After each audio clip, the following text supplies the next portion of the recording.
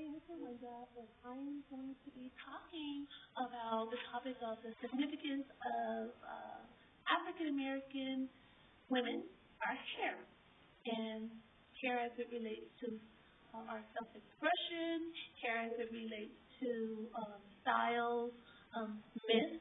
We're going to talk about experiences, whether or not it is seen by some cultures as a distraction.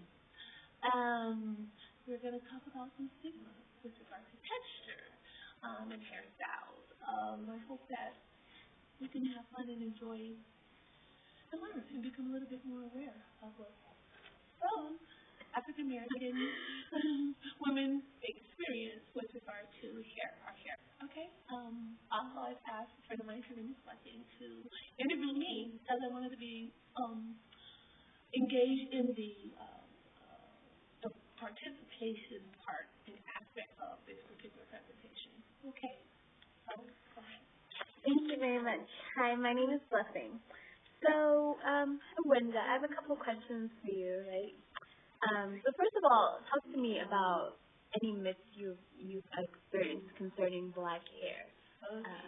One of the myths that I know exists is that black people's hair does not grow. Black African American women's hair can't get their hair to grow. That is very false. Is inaccurate, and it is not true. And what I can say about that in terms of my own experience, I remember dating my first real boyfriend because the first one was a jerk.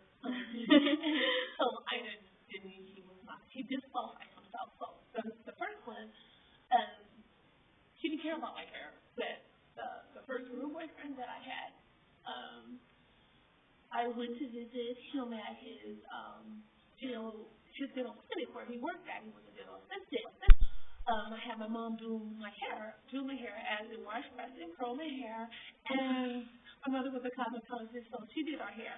And I'll never forget, my hair had grown. Let my hair grow out. It grew past my shoulders, and it was real curly. She did a great job. It was great. Anyway, I trusted her in my hair. You can't trust everyone in your hair, but I trusted my mom with my hair. And I went to visit him, and I knocked on the door, and I said, hi, and he's like, hi. And I was peeking. And he said, well, come in. And I said, well, okay. So I come in and swirl my hair around, right? And he's like, that's not yours. And I'm like, excuse me? And he said, I know that's not your hair. He was African American black guy, okay? And he was telling me my hair was not my hair. He's like, that's a wig. I'm like, excuse me, why would I want to wear a wig? This is my hair. So I slung my hair down to the side like this, to the side of my face, and I said, okay, you can put your hands in it, touch it, it's mine. And so he really did. He pulled it. He really did. He pulled it. He said, God, it is your hair. Like that. And I said, yes, it's my hair. I guess he had never saw me wear my hair down, so I don't know. But there is a myth out there that exists that says black African American women cannot grow hair. If she has long hair, it's either glued, sewed, or something. You know what I mean? I'm sorry, because I experienced that. So I know that's one of the myths that's out there that exists. But I also remember in elementary an experience, this little, we wanted to play outside, and we lived on the west side of town, supposed to be a good neighborhood. And I remember when I was little, probably like about 6 or 7, and I heard, all those with pickaninnies, go home. All those with pickaninnies, go home. And I'm like, oh my God, we can't play out here because they call braids pickaninnies. I'm like, what? Weird, right? So I told our mom, just you don't even play with them anyway. I'm sorry. So I know that exists. And then another experience I want to share is when I was in junior and high school. I'll never forget wearing my hair natural. I wanted to try to experience, this natural thing, see what it felt like to be free, wear my hair free. And I curl my hair with did it myself, so it could be like totally natural. I curled my hair with paper sack, and I twisted it, and I put water in it and grease in it, and I had this big old do, right? It was really big, and I wore it to school and got in the fire. So I learned then that's like junior high and also high school. It seemed like invariably every time I wore my hair in natural, big, kinky, natural, curly hair, I got in a fight. And it wasn't with someone out of my culture. It was with all the time. I kid you not, African American girls. Didn't like me for whatever reason. They didn't know her. One girl I never forget, I got stabbed. Literally stabbed. Instead of a scar here, just out of jealousy. So I know we do encounter challenges with regard to our hair, both inside and outside of our race. You know what I mean? And our ethnicity. I think hair is a beautiful thing. Like hair is a way we can express ourselves. The freedom of change. I never forget. My mom used to do my hair when I was in high school. I love my hair. She would press it and curl it, and it could last 2 weeks. Right? I was like, oh wow. So I will wear different hairstyle at every period. Very next period, I changed it. I love my hair. You know, hair is a woman's story. You know, it helps give you that self-esteem, and you feel like a brand new person when you get your hair done. You know, it's just this wow effect that you have as a woman. You know, it helps and adds to your identity. You know, so I did the braid thing. I know about braids. I even blew braids. I know how to braid people's hair. When that was in, that was like a big thing.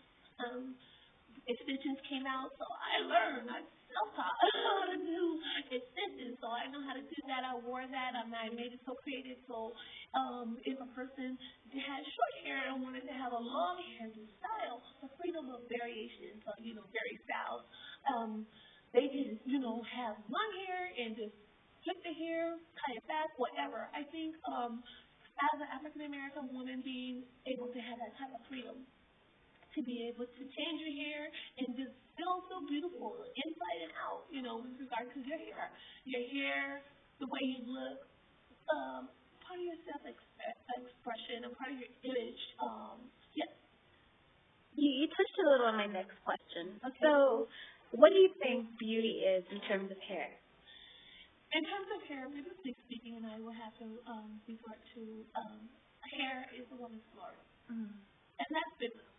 And we can see, my mom, she always said, men love when you wear your hair down, love that length, So I do believe there's some truth in that. Especially like nowadays in our society where a lot of women are either stopped, challenged, or whatever because they wear their hair down. And that's just really sad. Our society has not matured enough to the extent where a woman can be free to, depending on the type of environment or city or location that she's at, free to wear the type of hair she wants or the type of clothes she wants without putting herself in harm's way, in terms of a person's perception. Being wise enough to know when to wear my hair down versus when to wear my hair up, to tie it up because, you have a lot of wackles around. You never know. You just never know. Yeah. Wow. Okay, so you talked a little bit about your experiences. Are there any other experiences you want to share that you had during your lifetime with hair? Let's see. I like to say one of the great things about the in various ways that we can wear our hair is that for an executive look, you want to be productive and constructive in terms of the environment you have to either speak or be in a flow and work and operate in. You want what type of hairstyle that you have and are you going to wear to be in harmony with that image that you have to present. If you're going to be in public, you want to hear that. It's going to make you feel comfortable and make people feel comfortable with you as well. Yes. So, yes. All right. Thank you so much for sharing your views and your experiences with us. Sure, we learned a lot. Great. Thank you. Beautiful name. Where are you from, Celestine? She's from Zimbabwe. Zimbabwe? Yeah, I'm African. I'm from Southern Africa. Okay, awesome. Zimbabwe. Zimbabwe. My topic for discussion today is with regard to African American women with regard to our hair.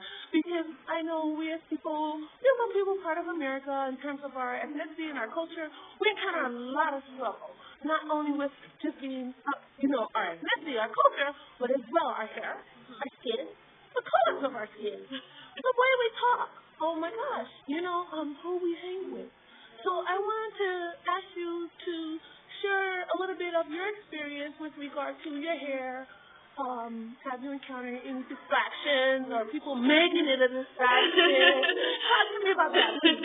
Well, I just wanted to mention that, the distinct difference between, coming from Southern Africa, right? Yes. And coming to the United States, where, it's predominantly white people and white hair. Yeah. And I was not expecting that I would have so many troubles. The first time I took my hair out, I had no idea what to do with myself. I had never applied a relaxer to my hair, and I had to do that, and I messed up. So my hair got really messed up, and I actually had to cut it the next time I went home. But over the years, I've begun to be better at taking care of my hair. So I've decided to go with braiding because it lasts longer and it's easier to handle the hair every day when I'm going to class. Economical? It's very expensive. It's very expensive. I wish I could do it myself, but I cannot. I'll hook you up. I know how to do it. It's very expensive, so that's one other problem that I face. How much have they charge you? Well, between $150 and above. That's true. It's expensive, but students shouldn't be charged that. Sorry, it doesn't start. We're school. I'm doing a great deal. Keep going. But it's worth it, right? Yeah, it is. It really is. And then also the way people respond to their hair. I mean, people like it when they see. They're like, "Wow, is that your hair pouncing?" What do you say? I say, I bought it. Yes. yeah. It's my hair. Oh, your hair's so long. I like the color of your hair. It's really nice. Do they touch it? They touch it. They ask to touch it. Without your permission. No. I allow it. I don't mind. And then sometimes I curl my hair. So wow, it's my hair. Or sometimes I change my hair like this. I redid it, and then people are like, "What did you do? Did you cut your hair? Did you?" So people don't really understand as much as I try to explain to them that my hair's like this, and I put extensions. So it's totally different. But I'm learning to go with it. That's amazing. With regard to the changes, I remember I was sharing with one young lady, I said, my mother was a cosmetologist, and then we started going, we wanted to do our own hair, but I did let her do my hair all the way up in high school years to some parts of college, and the great thing about that was I could change my hair. I changed my hair every period. I did it now. That's the so cool thing about our kind of hair. That really is. Now, time, shoot, I got to study. I need those hours. So braids or whatever extensions, they work. I don't know, they rock. And that's really cool, And just also with regard to your career, have you had to be in a business environment as yet and had to decide on what type of hairstyles to wear? Well, yeah, I have worked in business. It was an internship during my semester. Excellent. So where was that at? It was at World Vision. Okay. Awesome. Yeah, it was great. It was a great internship. Okay. So, but that time I didn't have to worry about my hair because I had braids. So I just simply had to style them in a way that was more, businessy. Sure. Instead of just leaving them down. Yeah. Yeah. So, and it wasn't a problem. It worked. Do you feel that our hair is a part of our expression as well as, as just as our clothes are? You know what I mean? And it's very important how we do with our hair. It is. And it's important. People just attach so much to it. And we understand it's a part of us. You know what I mean? I still have some more questions with regard to responses in public. Has any of those responses made you feel in any way uncomfortable? In college? In class? In the dorm? Let's talk about this, We can be real, right? We can be real. Has it been counterproductive with regard to your life goals in any way? I can identify with you, but you talk to me about it. Yeah. Well, I actually feel a sense of pride pride to have my hair. To be able to change my hair when I want to style it whatever way I want to. And to be, I put in my hair what I'm feeling at the time, right? So when I want curls, I can do that. When I want straight hair, when I want to feel natural, I can move my braids. And that's how I express myself, and I'm very proud to do that. And because Pomona is such an open college, people accept me the way I am, and they love my hair. With regard to embracing other cultures and ethnicities, yes. So people do accept me and my hair, and they compliment me, and I've never felt different in terms of that. So, really good. That's really good. Thank you Yeah. so much, Blessing, for sharing that. It's just like, I think that nowadays, whereas in years past, wearing our hair natural wasn't really as accepted as it is now. It's really trendy now. It is like a fad to go natural, so a lot of people are doing it. Even people are doing the braids, the dreads. I remember being asked to do a lot of the girls who was not of African American ethnicity, their hair, and I did it. I made it look, and they loved it, I'm telling you. So I think it's really cool that we have something to bring to the table with regard to our global world and society and being American. So thank you once again. You have a great day. You're welcome. Bye.